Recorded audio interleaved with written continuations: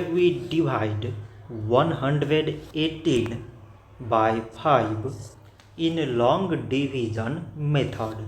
So 5 times 2 is 10. On subtracting we get 1. So now we put down this 8 and it is 18. So 5 times 3 is 15.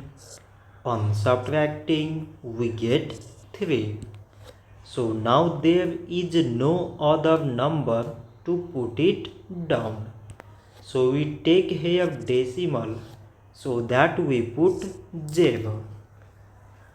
So it is 30 and 5 times 6 is 30.